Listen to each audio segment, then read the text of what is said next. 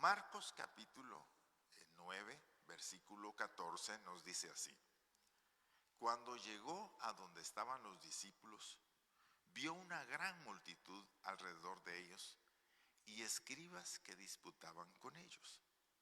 Y enseguida toda la gente viéndole se asombró y corriendo a él le saludaron. Él les preguntó: ¿qué disputáis con ellos? Respondiendo uno de la multitud dijo: Maestro, traje a ti mi hijo, que tiene un espíritu mudo, el cual donde quiera que le toma, le sacude, y echa espumarajos, y cruje los dientes, y se va secando, y dije a tus discípulos que los echasen fuera, y no pudieron. Y respondiendo él les dijo: oh generación incrédula, ¿hasta cuándo he de estar con vosotros? ¿Hasta cuándo os he de soportar? Traédmelo. Y se lo trajeron. Y cuando el espíritu vio a Jesús, sacudió con violencia al muchacho, quien cayendo en tierra se revolcaba echando espumarajos. Jesús preguntó al padre: ¿cuánto tiempo hace que le sucede esto? Y él dijo: desde niño, y muchas veces le echa en el fuego y en el agua para matarle. Pero si puedes hacer algo, ten misericordia de nosotros y ayúdanos. Jesús le dijo: si puedes creer, al que cree, todo le es posible. Él inmediatamente, el padre del muchacho, clamó y dijo: creo, ayuda a mi incredulidad. Y cuando Jesús vio que la multitud se agolpaba, reprendió al espíritu inmundo, diciéndole: espíritu mudo y sordo, yo te mando, sal de él y no entres más en él. Entonces el espíritu, clamando y sacudiéndole con violencia, salió, y él quedó como muerto. De modo que muchos decían: está muerto. Pero Jesús, tomándole de la mano, le enderezó y se levantó. Cuando él entró en casa, sus discípulos le preguntaron aparte: ¿por qué nosotros no pudimos echarle fuera? Y él les dijo: este género con nada puede salir, sino con oración y ayuno. Un texto muy lindo que habla sobre el poder de Jesús. Y quiero que pensemos: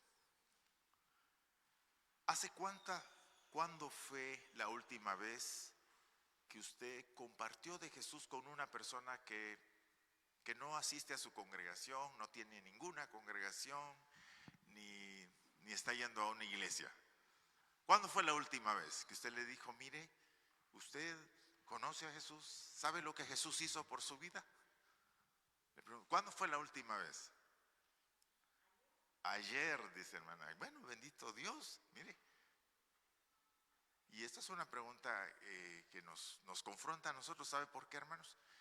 Porque nosotros, como nos movemos tanto entre la familia cristiana y hablamos tanto entre nosotros, pensamos que eso es testificar. Pero el testificar tiene que ver con hablar de Jesús con personas que todavía no tienen una relación personal con Jesús. Y cuando uno piensa en eso, uno se queda muy a la saga, ¿verdad? Nos vamos a dar cuenta que no tenemos esa capacidad y esa habilidad y esa determinación de hablar con las personas. Yo he tomado una decisión desde antes de la pandemia, bueno, durante la pandemia, hermanos. Yo, conversación que tengo con las personas, siempre aprovecho para decirle: piense en el propósito de Dios. Yo siempre trato de meter en mi tema a Dios, de alguna manera, ¿verdad? De alguna manera. ¿Saben por qué? Porque esas personas puede ser que nunca vuelvan a tener la oportunidad de alguien que les recuerde que sobre todas las cosas está Dios. Entonces yo, en las conversaciones que tengo, a veces me encuentro con personas en el banco o en la cancha o donde yo ando. Yo siempre quiero decirle: nunca olvide que Dios tiene un propósito para usted. Y estoy tratando de hacer eso como parte de mi quehacer de vida, de conversaciones comunes. ¿Por qué? Porque, hermanos, hay mucha necesidad en el mundo y las personas no están buscando a Jesús porque no saben que Jesús es la solución. Bueno, pero también eso demuestra que uno tiene fe en Jesús y tiene el valor de ponerse al lado de las demás personas y decirles que Jesús puede hacer algo por usted.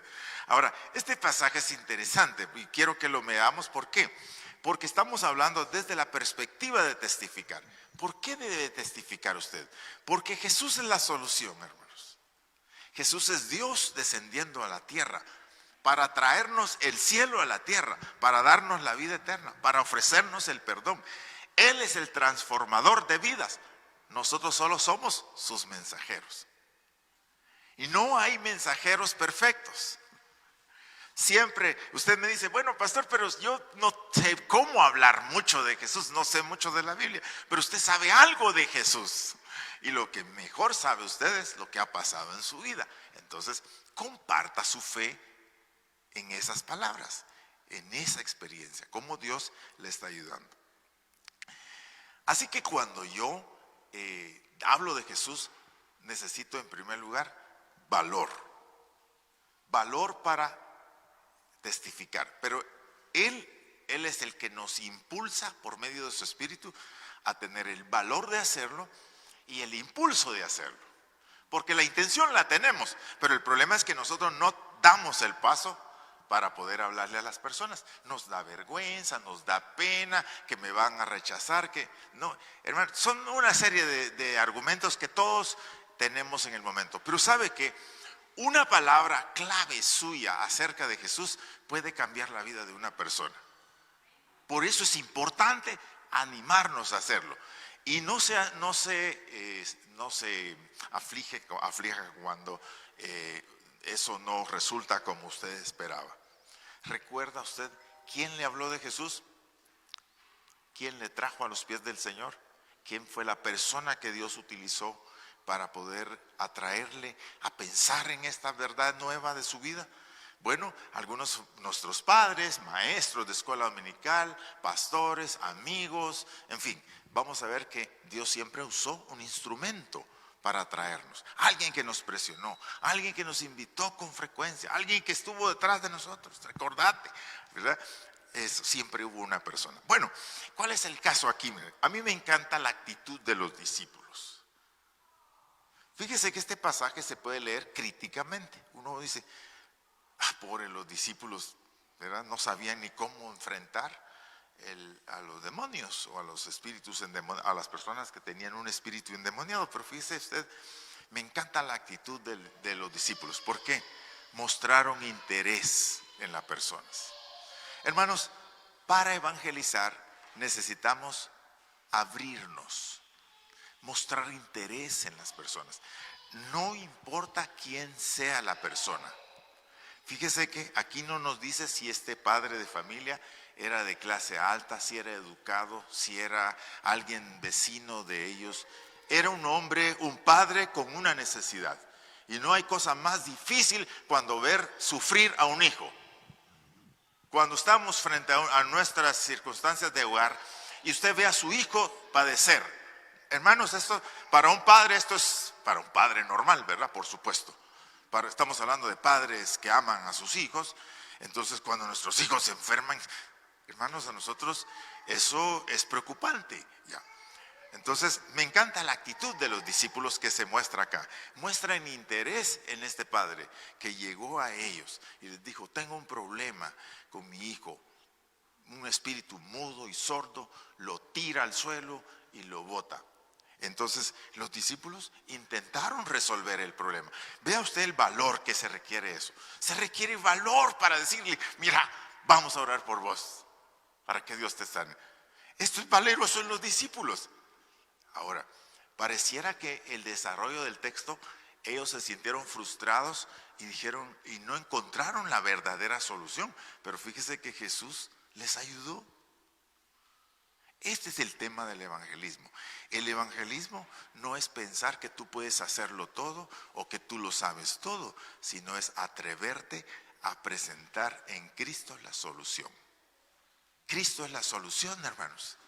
Cristo es el que salva, Cristo es el que transforma, Cristo es el que cambia vidas, Cristo es el que le da dirección a las personas, Cristo es el que levanta a los perdidos. Él, solo Él. Nosotros somos sus instrumentos. A mí me encanta esa. Entonces, usted tiene que abrirse a esa posibilidad. Si usted no tiene interés en las personas, obviamente no va a querer evangelizar. Pero si a usted le interesan las personas, va a ser muy importante ese paso que dé. En segundo lugar, me veo que los discípulos trataron de resolver el problema. El padre llega y lo atienden y le preguntan cuál es el problema. No habían podido lograr lo esperado.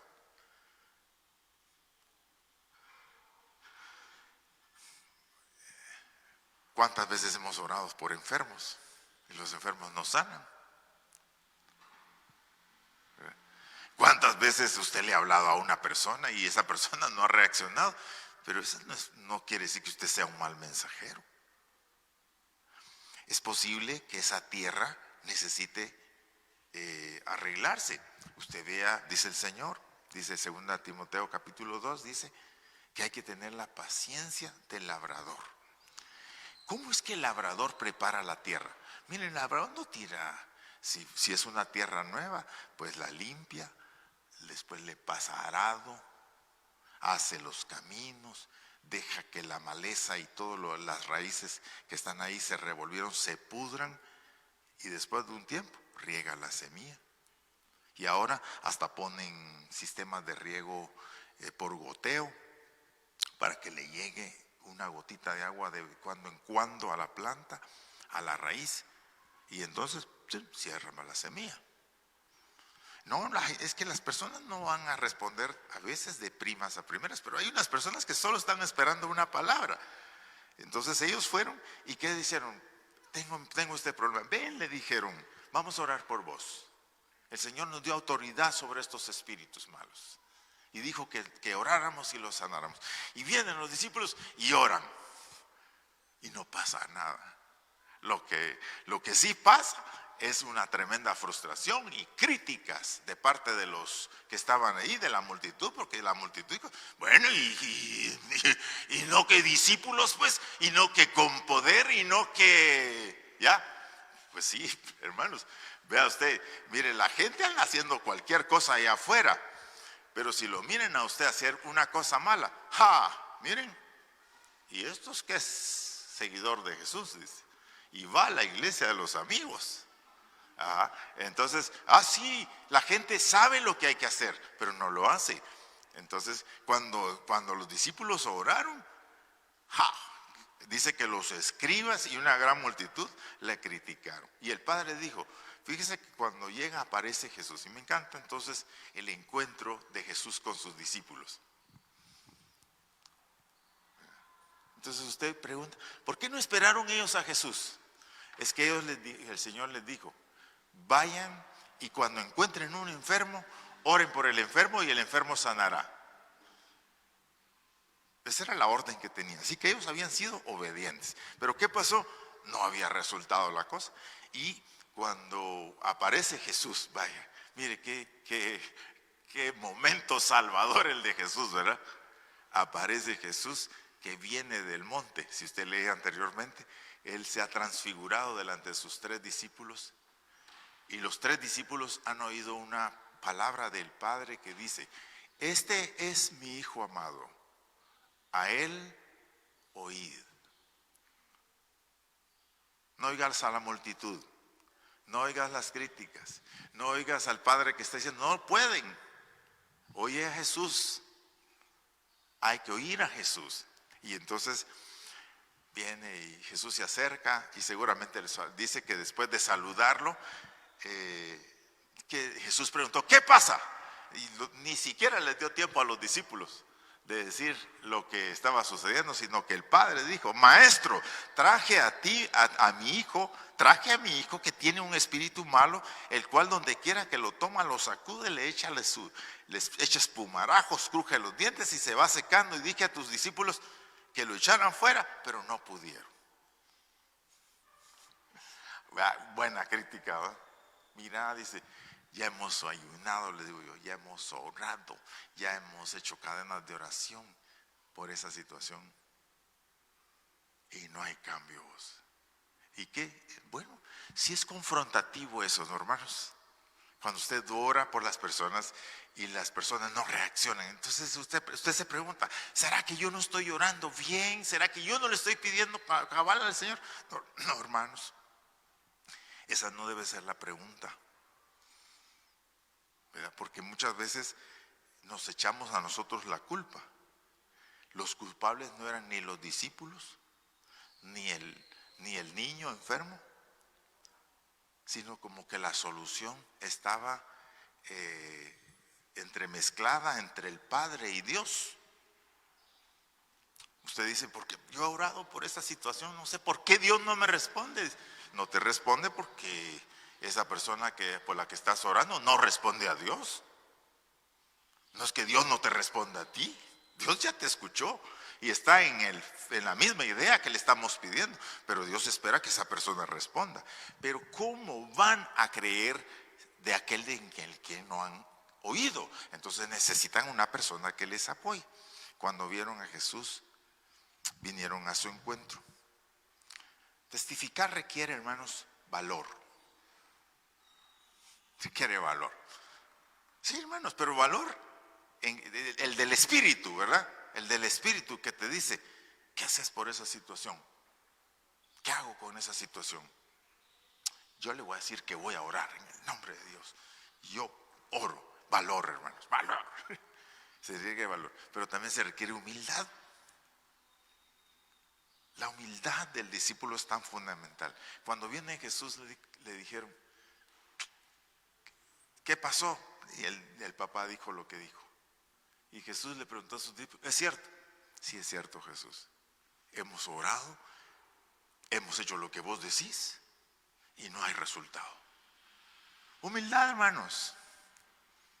Humildad delante de Dios. Es decir, no comience a justificarse.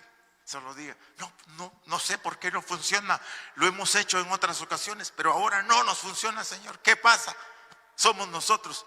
Y entonces Jesús tira esa palabra que pareciera un reclamo a los discípulos. Generación adúltera y perversa, ¿hasta cuándo estaré con vosotros? Y nosotros pensamos en automático que al leer el texto pareciera que es a los discípulos. No, hermanos, estamos viviendo en una generación que es adúltera y perversa, en donde la gracia de Dios hay que encontrar otros caminos. Ellos le hablaron a Jesús humildemente, ¿no? ¿Qué pasó? Les dijo. No pudimos, Señor. No resultó lo que tú nos dijiste. Se requiere humildad, hermanos. La gente me dice a mí, pastor, ¿y qué están haciendo? ¿No han hecho? ¿La iglesia estará haciendo algo por esa situación? Hermano, le digo, la iglesia ha hecho todo lo que se haya hecho posible, pero no resulta. No da resultado la cosa, hermanos. Y entonces tenemos que ir, ¿cuántas veces hemos tenido que ir al Señor diciendo, Señor, no sé qué pasa con esta situación, pero necesitamos que vos intervengas y le pedimos al Señor. Y entonces los discípulos tenían valor, tenían humildad y tenían amor por las personas. Eso es lo esencial para el evangelismo. Para evangelizar, usted necesita amar a las personas. Usted necesita tener el poder del Espíritu de Dios y dejarse mover por el Espíritu de Dios. Déjese impulsar por el poder de Dios. No se avergüence. Trate de hablar de Jesús. Trate de hacerlo. Eso es lo que. Y cuando no resulte como nosotros lo esperamos, tenga la humildad de reconocerlo. Pero otra vez vaya con Jesús. El evangelismo implica hablar de Jesús. Vea usted cómo cambia el escenario cuando entra en acción Jesús. En el versículo 17. Respondiendo uno de la multitud, dijo, maestro, traje a ti mi hijo. El que respondió fue el padre. Traje a ti a mi hijo que tiene un espíritu malo, del cual donde quiera que lo toma, lo sacude y le echa espumarajos y cruje los dientes y se va escondiendo. Y dije a esos tus discípulos que los echen fuera, y ¿sabes qué? No pueden hacer nada esos. No sé cómo diría ese señor, ¿verdad? Pero seguramente sí le echó la culpa a esos tentelheridos espirituales, esos ineptos, esos que dicen que andan predicando que se pueden hacer las cosas. Yo vine y ves lo que está pasando. Y entonces, pues sí, hermanos. Entonces, cuando usted evangelice y le caigan todas esa lluvia de cuentazos, solo hace y que se vayan. Y vuélvase a parar y diga: Jesús salva. Jesús tiene poder. Ya, usted deje que estos cuentazos se vayan y vuelva a decir: Jesús es la solución. ¿Por qué? Porque entró en escenario Jesús. Así que de eso se trata evangelizar. Evangelizar es presentar a Jesús como la solución, no a usted como la solución, no a su iglesia como la solución. Nosotros solo somos instrumentos. Bueno, ni se trata de nuestro pastor, ni se trata de que ore por usted el más famoso, ni se trata del que ore el apóstol. Todos ellos podemos orar, pero se necesita una voluntad dispuesta en la persona. Y quizá por eso usted no ha recibido la respuesta. Puede ser que se trate de usted o puede ser que se trate de la persona. Entonces ahí es donde hay que examinar el asunto. Las personas vienen a nosotros para que les apoyemos. Nosotros tenemos que tener la humildad de hacer lo que el Señor dijo, obedecer lo que el Señor dijo. Debemos hablar, debemos orar y debemos intervenir. Sin miedo, hermanos. ¿Por qué? Porque eso fue lo que dijo Dios. Y si no sana, problema de Dios, no suyo. Porque usted hizo lo que Él dijo que había que hacer.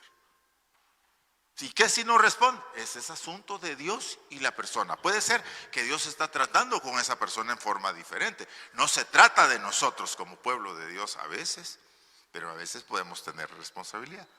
Así que el Padre los acusa, pero Jesús no dice nada de sus discípulos. Solo va con ellos y los lleva y confronta la situación.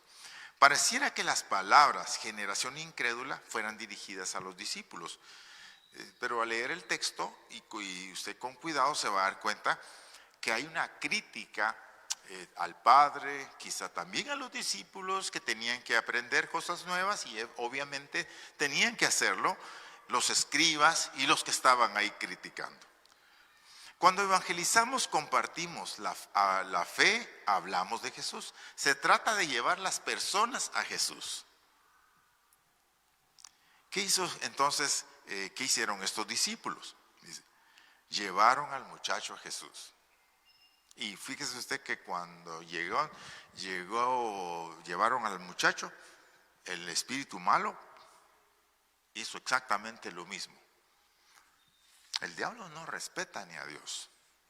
¿Qué lo va a respetar a usted? Hermano, el diablo es atrevido. Y dice el Señor, los hijos de las tinieblas son más atrevidos que los hijos de la luz. Nosotros tenemos hasta pena decirle: voy a orar por usted. Pero mire, usted va a una fiesta, le ofrecen una cerveza, un trago. ¿Qué quiere? ¿Cuba? ¿Cerveza? ¿Qué trago quiere? ¿Con agua, sin agua, con Pepsi, con hielo, sin hielo? ¿Cómo lo quiere? Hermanos, así es el mundo. Venite vos, vamos a echarnos un traguito. Y ahora pues no solo traguito, drogas, sexo. El mundo así es, hermano, atrevidísimo. En la misma cara del Señor, el espíritu malo comienza a decirle: ¿y vos qué crees que me vas a mí a dominar? Ahora, sí era una situación complicada la que se estaba dando ahí, pero el diablo, hermanos, no tiene respeto a Dios porque Él es engañador. Él trata de engañarnos, hacernos creer que nosotros no vamos a poder. Y Él siempre va a estar como tratando de hacernos pensar que la solución no es en Cristo. Que la solución no es por donde te están diciendo. Además que Jesús no te escucha y mira y te hace otra tragedia y enfrente del mismo Jesús. Pero Jesús no se intimida, hermanos. Jesús actúa nada más cómo tiene que actuar con su poder. Y es interesante que Jesús no comenzó reprendiendo el espíritu malo. Porque fíjese que el problema no era el espíritu malo. El problema era el padre. Por eso en el versículo 21 Jesús preguntó al Padre: ¿cuánto tiempo hace que sucede esto? Desde niño, le dijo el Padre. El Padre tenía las palabras en la desesperación. Muchas veces ese espíritu lo ha arrojado al fuego y al agua para matarlo. Así que si puedes hacer algo, usa estas palabras: ten compasión de nosotros, ten misericordia de nosotros. Y ve usted cómo el Padre ya no está pensando en el Hijo solamente, ni está pensando en él. Toda la familia había sido afectada con ese problema. Es que, miren, hermanos, los jóvenes, ¿verdad?, se meten en líos, hacen decisiones equivocadas, se meten en situaciones verdaderamente complicadísimas para nosotros. Hacen lo que nosotros les dijimos que no debían hacer y ellos piensan que son ellos los que se meten, pero en realidad envuelven a toda la familia. Dice: ayúdanos. Eso es plural, hermano. Estamos encerrados en una situación, toda la familia está sufriendo desde niño esta situación y no hemos podido solucionarla. Sí, hermanos. Cuando tenemos un muchacho, una jovencita con problemas en casa, pues sí, todos sufrimos, ¿verdad, hermanos? Y todos nos alteramos, y líos y reclamos. Los hijos más grandes diciéndole, o los hijos hablándole al padre: es que ustedes no tienen autoridad, ya lo hubieran echado, ya hubieran hecho esto. Toda la familia afectada. Ayúdanos, ten misericordia. Entonces Jesús le dice al Padre, le pide, el hombre le pide a Jesús: ayúdanos si tú puedes hacer algo. Y Jesús responde: si tienes fe, al que cree, todo le es posible. Amén. Digamos, hermanos, al que cree en Jesús, todo le es posible. Digámoslo otra vez: al que cree en Jesús, todo le es posible. Pero es Jesús la fórmula, no nosotros. Pero es al que cree. ¿Y qué está pasando aquí? Aquí hay un hombre que no creía en Dios. Pero fíjese que, empujado por las circunstancias, va con la comunidad de Dios, del reino, va con los discípulos y encuentra a los discípulos. No tenían la solución, pero tenían el corazón para atenderlo. Lo recibieron, ¿cómo se dice? Lo rodearon, trataron de hacer lo que podían, y en eso llega Jesús. Y con Jesús sí topó el espíritu malo, ¿verdad?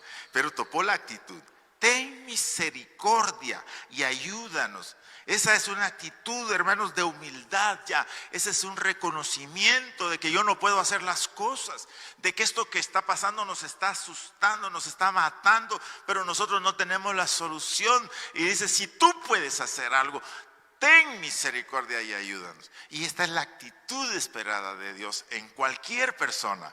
Cuando nosotros estamos orando por las personas, tenemos que orar para que ellos lleguen a ese punto en sus vidas.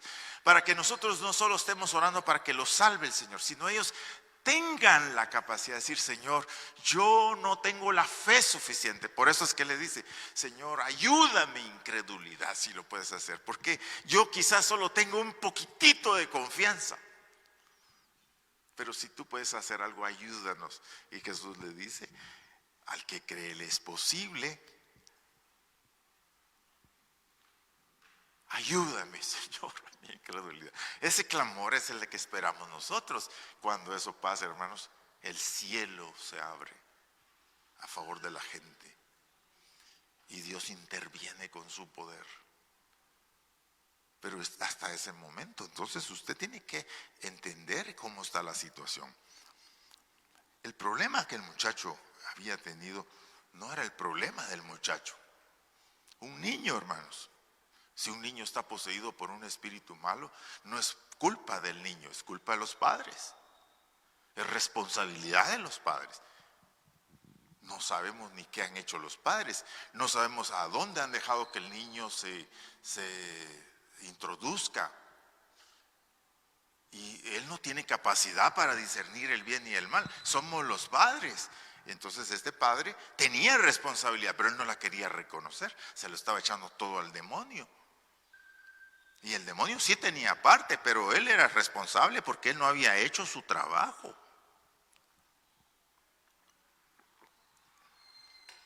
¿Usted piensa que Jesús aprendió todo lo que aprendió porque era el Hijo de Dios y todo le vino así? Tuvo una madre que dijo, bueno Jesús, vamos a repetir el Éxodo 20, los 10 mandamientos. ¿Qué dice sobre hacer la justicia? ¿Qué dice sobre los jueces? ¿Qué dice? Jesús tuvo que aprender y memorizar todo eso, pero no porque no le cayó del cielo. No piense eso. Hubo una mamá y un padre que les enseñaron. Entonces, cuando un miembro de la familia es afectado por el enemigo, toda la familia sufre, hermanos. Pero cuando uno de la familia es alcanzado, también dice, hoy ha llegado la salvación a esta casa, dijo el Señor cuando se salvó Zaqueo, ¿va? Cuando se salvó Zaqueo, el Señor dijo, hoy ha llegado la salvación a esta casa, porque Zaqueo se había transformado. Y una vez metido el Señor en el poder de Dios en ese problema de la casa, toda la casa iba a sufrir el cambio. Toda la familia comienza a ser afectada. Usted es un mensajero del reino de Dios en su familia. Usted es el canal de bendición para que Dios bendiga a sus hijos y a su familia y a toda la red con la que usted se menea. No se le olvide. Cuando ayudamos y evangelizamos y oramos por las personas, estamos contribuyendo también en el cambio de la unidad más determinante para la formación de los individuos, la familia. Y con la familia afectamos también a la comunidad. ¿Saben ustedes que yo leí el devocional de la semana, del viernes de la semana pasada, si lo leímos, tenía una idea sobre el alcoholismo? Dice que las personas que más beben son los adolescentes. Estamos hablando niños y niñas de 12 a 17 años. Que es la etapa donde más consumo de alcohol hay, drogas, y que se va a aumentar, eso lo dice la Organización de la Salud, que se va a incrementar en los próximos 10 años. Hermanos, tenemos muchos jóvenes que no están aquí en la iglesia. Sus padres están aquí, pero sus hijos no. Eso es un problema, hermanos, que hay que trabajar. ¿Por qué? Porque tu hijo enfermo va a afectar toda tu familia.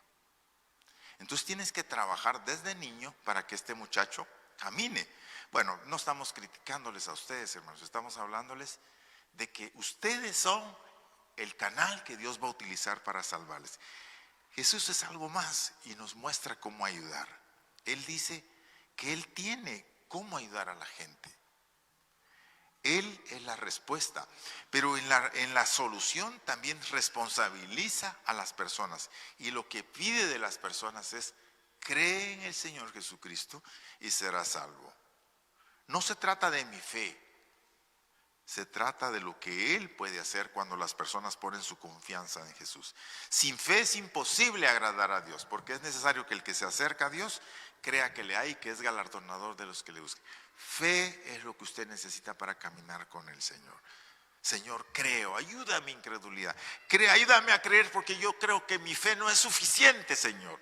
Y entonces comienza el Señor a trabajar. El evangelismo es hablar de Jesús, porque Él puede ayudar a las personas. Digámoslo con confianza, Jesús puede salvar. Digámoslo sin temor, Jesús puede salvar. Hagámoslo cuantas veces sean necesarias. Digámosle a las personas, sé que Jesús te puede ayudar. Digámoselo una y otra vez, porque las personas necesitan oírlo. Eso es lo que puede cambiar la vida de una familia, de un muchacho, de una jovencita, de un padre de familia. Él puede restaurar. Jesús intervino en la vida de este muchacho.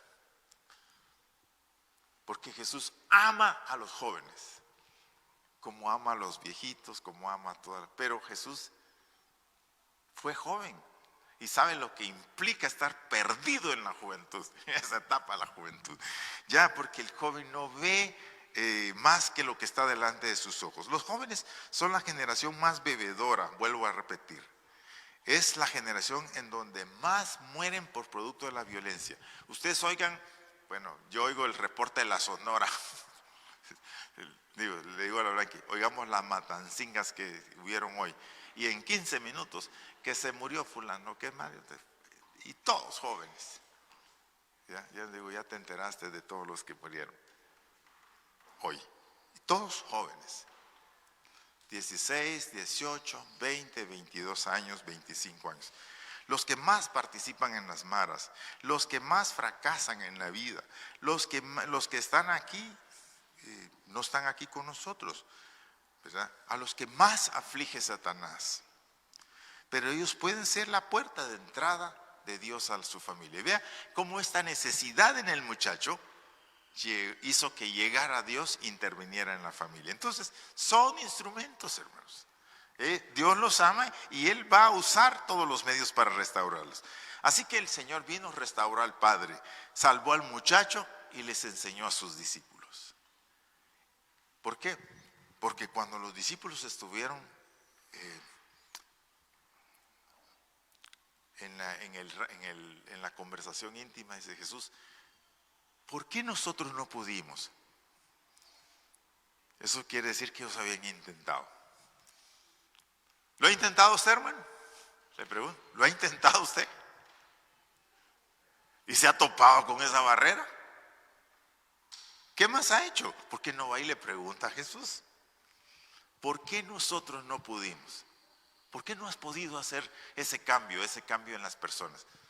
Bueno, hay que preguntarle a Jesús, porque puede ser que estás picando en el lugar equivocado. Y entonces Jesús les dijo, este espíritu no sale sino con oración y ayuno. Entonces la gente dice, bueno, vamos a ayunar. ¿Qué se hace en el ayuno, hermanos, y en la oración? Cuando usted ora más por una persona, por lo general, Dios le va a hablar de esa persona. Dios va a comunicarse con usted sobre el asunto de esa persona. ¿Y qué hacemos en el ayuno, hermanos? El ayuno no es presión para Dios, que yo voy a ayunar y que para que Dios me responda. No, el ayuno no es eso. El ayuno es apartarse para tener una búsqueda de Dios sobre un asunto específico en mi vida, para que Dios me diga exactamente de qué se trata. Y entonces en el ayuno muchas veces es donde Dios le va a decir, estás yendo por la senda equivocada, regresa, ve por este lado. Sí, hermano, eso es lo que pasa en el ayuno. Entonces cuando Jesús dijo, lo que les hizo falta a ustedes es entender cómo hacerlo. Y eso solo es cuando se busca a Dios. Por eso es que la oración y el ayuno tienen su beneficio en el evangelismo. No podemos hacer nada sin oración. Muy bien, testificar. ¿Estás aquí hoy? Tú eres la puerta donde entra el rayo de luz a tu familia. Ahí ha entrado la gracia de Dios a tu familia. Hermano, eres la puerta de entrada de la gracia de Dios ahí a esa familia. ¿Por qué? Porque Dios quiere usarte, ¿verdad? Salvos tú y tu casa. Para testificar necesitas en primer lugar el poder y el impulso del Espíritu. Entonces, si el Espíritu de Dios está en ti, tienes cómo hablar de Jesús. Pero cuando testificamos necesitamos hablar de Jesús, no hablar de las personas, no hablar de las iglesias, no hablar de los predicadores. Deje ese tema por un lado, hable de Jesús. ¿Qué ha hecho Jesús en su vida? Presente a Jesús y descubra quién es Jesús ante las personas. Para predicar y para hablar de Jesús se necesita humildad, no lo sabemos todo. Hay cosas que nosotros no vamos a poder saber cómo solucionarlas, pero eso no es nuestro problema, hermanos. Ese es el problema de Jesús. Y lo interesante es que Jesús vino para ayudarles. No los dejó avergonzados. Él llegó para animarlos y para decirles, no hombre, no vas a quedarte ahí. Entonces necesitamos la humildad, ¿no? La humildad de decir, Señor, ¿por qué nosotros no pudimos? Y entonces Jesús les dijo, necesitaban pasar más tiempo preguntándose, porque fíjese que Jesús no habló con el Padre ni reprendió al niño, sino no habló con el endemoniado, ni habló con el demonio, sino que habló con el Padre. Y cuando el Padre abrió la puerta, él entró y el problema se resolvió. Jesús actúa todavía y tiene el poder para sanar a las personas. Hermanos, Jesús puede sanar, porque lo ha dicho. Él puede hacer todo para los que creemos. Jesús puede entrar a las familias y transformarlas. Sí, hermanos, Él puede hacerlo. Jesús puede entrar a un pueblo y transformarlo. Jesús puede darte la dirección nueva de tu vida. Y si el diablo te está oprimiendo, el Señor tiene el poder de reprender al espíritu maligno. Y ese espíritu maligno hizo la última cosa que hizo fue tratar de intimidar a Jesús. A Jesús no lo espantó, sino que lo dejó como muerto. Todo el mundo dijo, se murió. Jesús le agarró la mano, lo levantó y quedó sano. Bueno, testificar de Jesús. Hoy vamos a hablar un poco sobre cómo hacerlo. Te invitamos a venir hoy en la tarde a las 5:30 para que estés aquí con nosotros. Vamos a enseñar, a repasar los pasos. Pero quiero preguntarte esta mañana. ¿Te has hecho la pregunta por qué tú eres el que está aquí?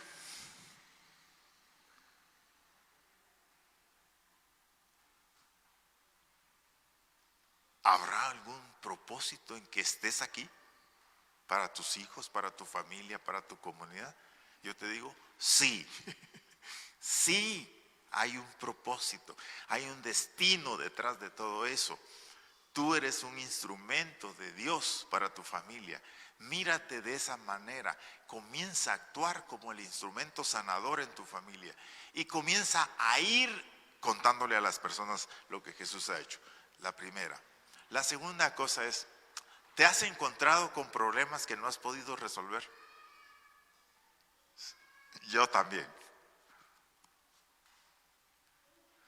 Has hecho la siguiente pregunta, ¿por qué nosotros no hemos podido, Señor?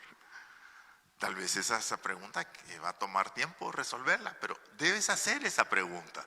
¿Por qué? Si está en tus manos, Dios puede guiarte, pero si no está en tus manos, debes descansar y debes de seguir esperando el momento de Dios para la acción. Nosotros no podemos cambiar la vida de la gente. Jesús sí puede entrar en sus voluntades, en su mente, en su corazón y transformarlo. Pero nosotros no podemos. Nosotros lo único que podemos hacer es llevar la luz y diciendo, Jesús te puede ayudar. Tercera cosa, ¿verdad?, que quiero preguntarte esta mañana. ¿Conocemos a Jesús los que estamos aquí? Le hemos dicho a Jesús, entra en mi vida para que yo sea el instrumento para esa familia. Porque también Jesús quiere hacer eso. Y pregunto si esta mañana aquí todos estamos en esa vía. ¿Y sabes qué? Abrirle el corazón a Jesús es el primer paso para el cambio y la transformación. ¿Por qué? Porque cuando Él entra, la luz irradia tu vida. Vas a ver todo lo que hay que hacer. Te vas a dar cuenta de lo que Él ha hecho ya. Te vas a dar cuenta de lo que tú puedes cambiar. Y te va a usar. Entonces necesitamos abrirle el corazón al Señor. Vamos a orar. Amado Jesús, gracias por lo que tú has hecho a nuestro favor. Gracias porque yo tengo un mensaje de esperanza para las personas y yo puedo ser un instrumento para que alguien escuche. Te quiero dar gracias, Señor, porque tú me has puesto como amigo, vecino, compañero, familiar de esas, mínimo esas 5 personas que yo, Señor, en las que he pensado. Y tú quieres usarme a mí. Yo quiero que tú me uses, Señor. úsame. Te lo agradezco.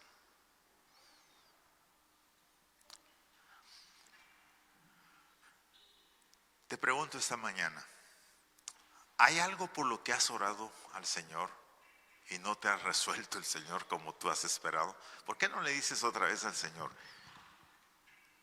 ¿por qué no ha pasado esto que yo espero que suceda, Señor? Tal vez el Señor tiene una palabra para ti esta mañana y te dice, tengo algo que ofrecerte. Padre, nosotros tenemos todos peticiones pendientes, grandes, pequeñas, y Señor, unas en donde hay que mover verdaderamente montañas. Por eso, de nuevo, tú lo puedes hacer, Señor. Yo lo creo, Señor. Tú puedes obrar ahí. Yo lo digo en fe, Señor, que puedes hacerlo. Pero no se trata de mí, sino se trata de ti. Yo te pido en el nombre de Jesús que intervengas. Si hay que hacer algo, Señor, y yo tengo que hacerlo, dame la dirección para hacerlo. Pero si se trata de poner toda mi confianza en ti, yo la pongo, Señor, en este momento. Padre, desarma en el nombre de Jesús. Reprende en el nombre de Jesús. Libera en el nombre de Jesús. Sana en el nombre de Jesús. Provee en el nombre de Jesús. Lo que haya necesidad en las vidas de mis hermanos que te están clamando en este momento. Y Señor, creemos en ti, Señor. Familias son puestas en tus manos y restauradas porque Jesús está con nosotros. También, Señor, si hay personas aquí esta mañana que necesitan echar mano de la vida eterna en Cristo, que este sea el momento, Señor. Oramos e intercedemos para que tengan el valor de hacerlo. ¿Quieres recibir a Jesús? Decirle, Señor, nunca te he invitado para que seas el Señor de mi vida. Quiero hacerlo en tu nombre. ¿Por qué? Tú eres la solución, Señor. Entonces te invitamos, hermana, hermano, a unirte con nosotros. Porque tuya es la gloria y el poder, Señor. Y en ti oramos y en ti confiamos. Amén. Amén.